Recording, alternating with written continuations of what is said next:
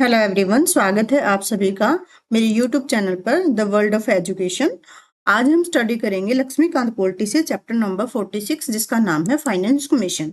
ये बहुत ही important chapter है और एक ये कॉन्स्टिट्यूशनल बॉडी भी है, ये आपको याद रखना है बेटा। कॉन्स्टिट्यूशनल और नॉन कॉन्स्टिट्यूशनल बॉडीज के अंदर आपको ये डिफरेंस पता होना चाहिए कि जो संविधान के अंदर चीज लिखी हुई है बेटा उसको बोलते हैं कॉन्स्टिट्यूशनल, और नॉन कॉन्स्टिट्यूशनल बेटा वो होती है जो बाद में एक्ट के द्वारा कोई चीज फॉर्म की जाती है, उसको हम नॉन कॉन्स्टिट्यूशनल कहते हैं, और जो डायरेक्टली कॉन्स्टिट्यूशन में नहीं लिखी गई है। ओके, जो एक्ट के द्वारा बॉडी फॉर्म की जाती है बेटा उसको स्टैट्यूटरी बॉडी भी कहते हैं। क्या बोलते हैं? स्टैट्यूटरी। स्टैट्यूट मतलब कानून। ओके, तो चलिए शुरू करते हैं फाइनेंस कमीशन के बारे में। कहता है कि जो आर्टिकल 280 है कॉन्स्टिट्यूशन ऑफ इंडिया का, वो बताता है कि फाइनेंस कमीशन क्या है बेटा, एक जुडिशियल क्वासी जुडिशियल बॉडी है। क्या है? Quasi judicial body. Quasi judicial का मतलब बेटा होता है कि अर्ध न्यायिक, मतलब कि पूरी तरह से इसके जो डिसीजंस हैं, ऑर्डर हैं, वो बाइंडिंग नहीं होते। It is constituted by the president of India every 5th year और at the such earlier time as he और सी कंसिडर नेसेसरी। अच्छा, यहाँ पे एक चीज आपको याद रखनी है बेटा, वो चीज ये याद रखनी है कि कौन इसको कॉन्स्टिट्यूट करता है। संवैधानिक बॉडी तो है, कौन करेगा? प्रेसिडेंट ऑफ इंडिया, भारत का राष्ट्रपति करेगा। कहाँ? एवरी 5th ईयर, हर 5 साल में, या 5 साल से पहले अगर उसको नेसेसरी लगते हैं, कंसिडर करता है कि भी जरूरत है अब फाइनेंस कमीशन को फॉर्म करने की, तो वो कर सकते हैं। तो इस तरह से स्टेटमेंट देके क्वेश्चन पूछा जा सकता है कि स्ट्रिक्टली इन एवरी 5 ईयर और बिफोर 5 ईयर, तो ये पूछा जा सकता है कि, ठीक है ना। आपने याद रखना है कि 5 साल, हर 5 साल में, या 5 साल से पहले भी, जैसे भी उनको ठीक लगे। Till now, 15th finance commission have been constitution. और अब तक कौन सा कॉन्स्टिट्यूशन बना चुके हैं हम? कितने बना चुके हैं बेटा? 15 बना चुके हैं। The name of the commission, the years in which they are constituted and submitted their reports, the names of the chairman are given in table 4.6। अभी किस किस ईयर में फाइनेंस जो कमीशन हैं वो बनाए गए हैं, उनका नाम क्या था, ये हम एक बार टेबल में देख लेते हैं। अच्छा बेटा, ये टेबल दी हुई है, देख लेते हैं। जो फर्स्ट फाइनेंस कमीशन था आपका, आपको याद रखना है, उनके चेयरमैन थे बेटा केसी नेगोई। कौन थे? केसी नेगोई। कब अपॉइंट हुए थे? 1951 में, और इन्होंने अपनी रिपोर्ट सबमिट करी थी 1952 में, और इनका पीरियड था इम्प्लीमेंटेशन का 1952 से लेके 1957 तक। सेकंड थे के संथानम, सेकंड थे के संथानम। फिर उसके बाद थर्ड थे के सी चंद्रा।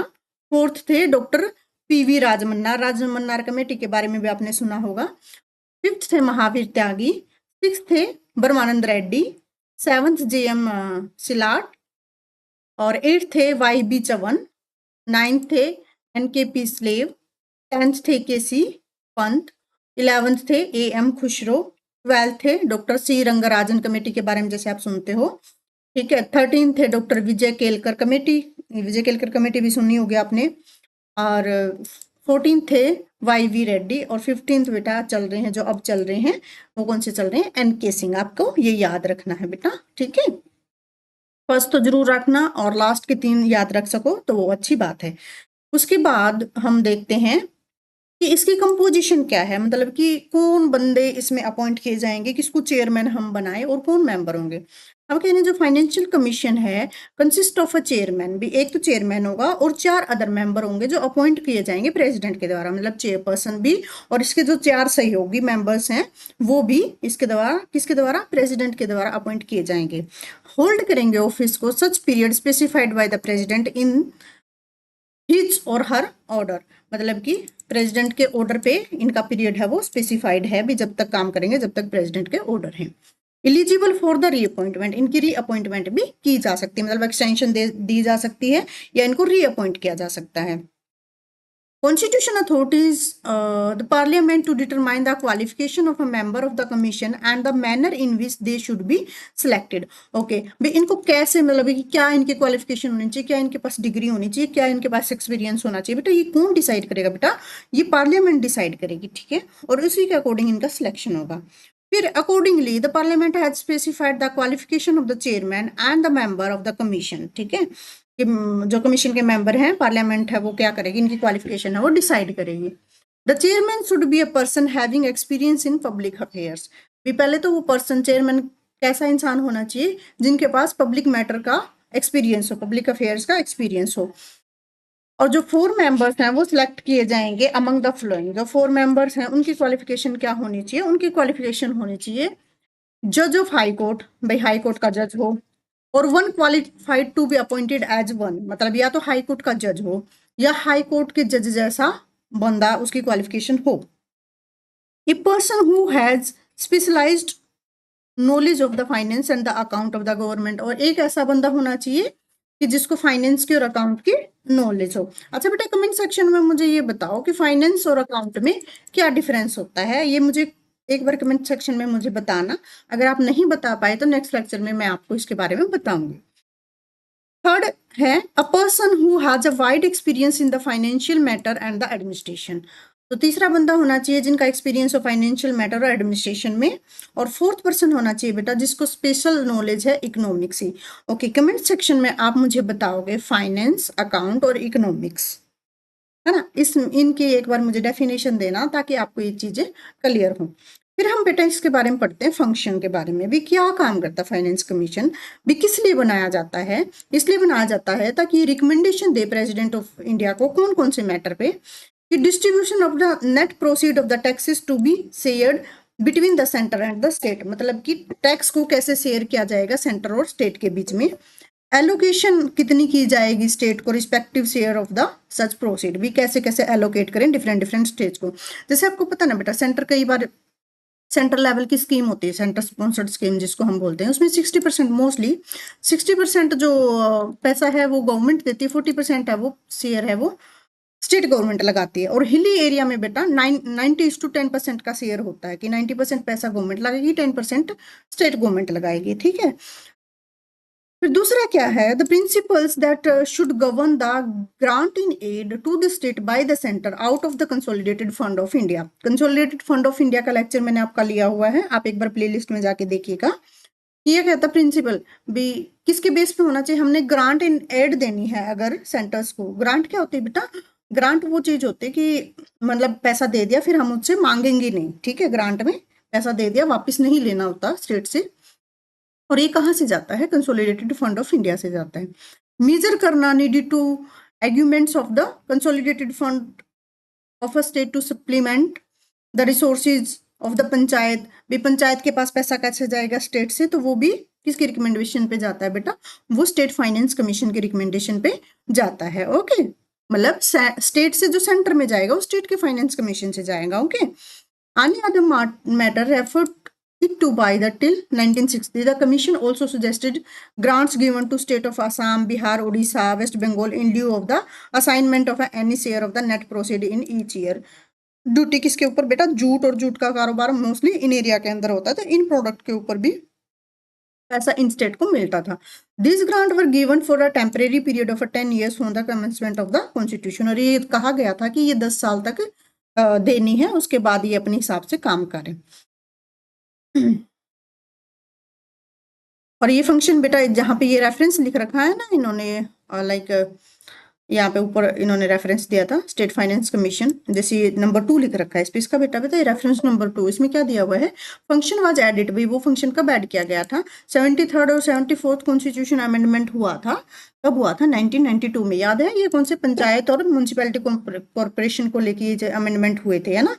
तो उस टाइम ये भी स्टेट फाइनेंस कमीशन ने बोला था कि भी कैसे पैसा जाएगा पंचायतों को, तो उसके बारे में which have the granted constitutional status protection on the panchayat and the municipality respectively. Okay, और जो कमीशन है वो सबमिट करेगा बेटा रिपोर्ट किसको? प्रेसिडेंट को। और प्रेसिडेंट फिर उसको कहाँ पे लेके जाएगा? पार्लियामेंट में लेके जाएगा। और भी किस किस तरह की एक्शंस फाइनेंस कमीशन ने ली थी, क्या रिकमेंडेशन दी थी, वो गवर्नमेंट ने मानी नहीं मानी। जैसे कि हमने स्टार्टिंग में ही पढ़ लिया था कि एडवाइजरी रोल होता है किसका? फाइनेंस कमीशन का, बाइंडिंग नहीं है। ये कह रहा है कि it must be clarified here that a recommendation made by the finance commission are only, याद रखना, are only of advisory nature, भी सलाह दे सकते हैं, हैंस नोट इन बाइंडिंग, मतलब सरकार ना माने तो ये जरूरी नहीं है माने या ना माने। It is up to the union government to implement its recommendation on granting money to the state, भाई इसको इम्प्लीमेंट कर रहे हैं कि नहीं कर रहे हैं। To put it in other words, it is nowhere laid down the constitution that recommendation of the constitution shall be binding to the government, or that it would be raised to a legal right in the favor of the beneficiary state to receive the money or recommended to be offered to them by the commission. मतलब कि commission कह दे कि फलाने state को 2000 करोड़ रुपए दे दो, और अब सेंटर पे है कि वो उसको 2000 करोड़ रुपए देगी, 1800 देगी, 1000 देगी, 500 देगी, कितना देगी, जितना फाइनेंस कमीशन ने कहा उतना दे या ना दे, लेकिन स्टेट उसको लेके लीगल इसमें कोर्ट में नहीं जा सकता कि फाइनेंस कमीशन ने तो इतना कहा था, स्टेट गवर्नमेंट ने हमें इतना दिया, तो ये लीगली बाइंडिंग नहीं है। Okay, as a rightly observe by the doctor PV Rajamannar, जो चेयरपर्सन थे फोर्थ फाइनेंस कमीशन के, कहते हैं कि since the finance commission is a constitutional body, भी संवैधानिक बॉडी तो है, expected to be quasi judicial और क्वासी जुडिशियल भी है, इसकी जो रिकमेंडेशन है should not be turn down by the government of India unless there are a very compelling reason.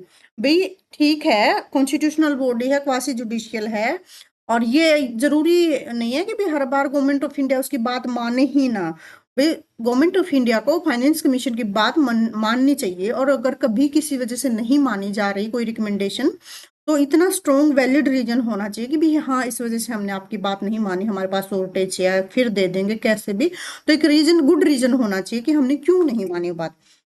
Constitution of India क्या कहता है कि the finance commission as the balancing wheel of the physical federalism in the India, तो balancing wheel का काम करता है, जो फिजिकल फेडरलिज्म है, जो हमारा पैसे का जो लेन देन का मैटर है, उसके बारे में ये क्या है, एक बैलेंसिंग व्हील का काम करता है। ठीक है, बैलेंस बनाने का काम करता है सेंटर और स्टेट के बीच में। ऑब्वियसली बात है ना बेटा, अगर सेंटर किसी स्टेट को पैसा ही नहीं देगा तो स्टेट कैसे डेवलपमेंट करेगा, क्योंकि सेंटर के पास ज्यादा फंड्स होते हैं, ज्यादा सोर्स ऑफ रेवेन्यू होते हैं as compare to state. However, till 2014, its role in the center-state fiscal relation was undermined by the erstwhile planning commission। भाई कहता है कि 2014 से पहले क्या होता था बेटा, प्लानिंग कमीशन होता था, उसके बाद क्या लेके आए बताओ, नीति आयोग आया था ना, प्लानिंग कमीशन को रिप्लेस किया था नीति आयोग ने। ठीक है, जो कि नॉन कॉन्स्टिट्यूशनल और नॉन स्टैट्यूटरी बॉडी था। जैसे मैंने बताया कि संविधान में प्लानिंग कमीशन का कोई जिक्र नहीं था, कोई एक्ट के द्वारा इसको लागू नहीं किया गया था, फिर भी बहुत सारे जो पावर्स हैं, वो मैटर है पैसे को ले देने का, वो कौन देख रहा था, प्लानिंग कमीशन देख रहा था, इसीलिए प्लानिंग कमीशन को निस्तेनाबूद करके नीति आयोग को लेके आया गया था। Doctor PV. Rajamannar also observed that there was an overlapping function of the responsibility between the finance commission and the erstwhile planning commission. अब प्लानिंग कमीशन के बारे में क्वेश्चन पूछ लेते हैं इस तरह से कि प्लानिंग कमीशन की जगह कौन सा कमीशन आ गया, और कौन सा आया है, नीति आयोग। नीति आयोग की फुल फॉर्म क्या है बेटा, national institution for transforming India. ये क्या है बेटा, बॉटम टू टॉप अप्रोच है, मतलब नीचे से सलाह ली जाती है, नीचे से पूछा जाता है कि किस चीज की कमी है, क्या एजुकेशन में कमी है, क्या रिसर्च में कमी है, कौन से प्लान हम लागू कर सकते हैं, वो फिर टॉप पे जाता है और फिर चीजें हैं वो इम्प्लीमेंट होती है। पहले प्लानिंग कमीशन में क्या दिया जाता था कि ये है भाई टॉप टू बॉटम, मतलब ऊपर से ही जूता बना दिया जाता है, अब देख लो ये किसके पैर में फिट बैठेगा।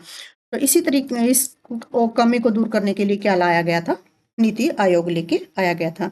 तो इस तरह से ये चैप्टर हमारा बेटा खत्म होता है। आपने प्लानिंग इसका फाइनेंस कमीशन का आर्टिकल याद रखना है, रिकमेंडेशन याद रखनी है, कौन इसके पर्सन होंगे, कौन इसको अपॉइंट करेगा, तो इसके बारे में ये सब चीजें याद रखनी है।